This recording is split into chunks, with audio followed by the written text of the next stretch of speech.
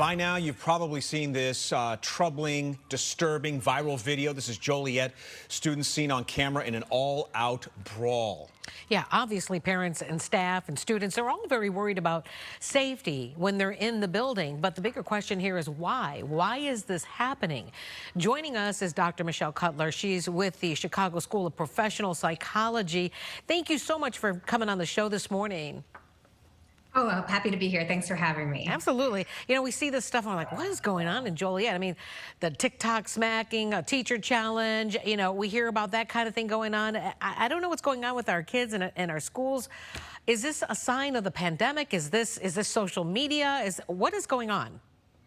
Yeah, and I think there's lots of things to explain what's going on and lots of things that can help us to understand why our kids are reacting this way to seeing so much violence. You know, unfortunately, it's inevitable as our kids get older, and particularly that they're going to be exposed to violence, and it does have effects on them. So when they're younger, there's things we can do to limit the exposure that they have to violence and to protect them, right? Things like monitoring our own behavior and being aware of what they're watching and talking with them about it. But as kids get older, there's a much higher likelihood that they'll be exposed to violence. And they're not only going to see it in person, sometimes, as you're talking about what happened in Joliet, but online as these videos get shared. Even if they're not actively seeking it out, it might be shared with them, all right? Or they might come across it unintentionally.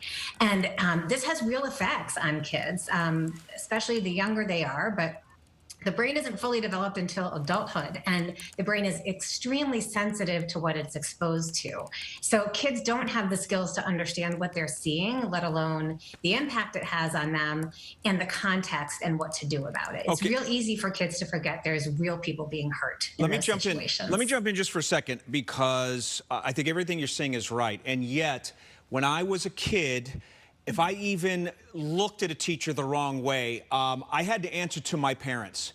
Respect your teachers. That was one of the lessons I was taught. Why is that not being discussed these days? Why are these kids, some of them anyway, feel empowered, entitled to take on a challenge on TikTok called Slap a Teacher? That is absurd to me. Yeah, it's extremely upsetting. And I think we can trace it back to the effects of seeing so much violence, right? We know that exposure to violence leads to a decrease in empathy for its victims.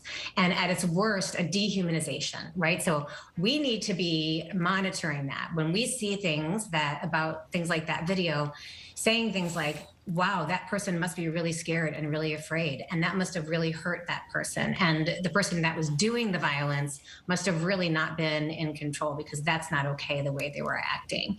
And to answer your question about why is kids are going to react to what's in front of them, right? With their brain still developing, they don't have the ability to see or think about or act on these long-term consequences. And they need us to be helping them to understand that, to point it out to them. It is normal because of the way the child and adolescent brain works for them to just react in the moment and go for the most immediate gratification, which sometimes with these challenges is likes or more shares or more attention. Yeah, and it's that pretty is more sad. motivating Really than is. the long-term effects. It really is. Michelle Cutler, Dr. Michelle Cutler, a frequent guest here on Good Day Chicago. Wish we had more time because we're really just scratching the surface, but thank you so much for joining us. Of course. Thanks for having me. Take care. All right.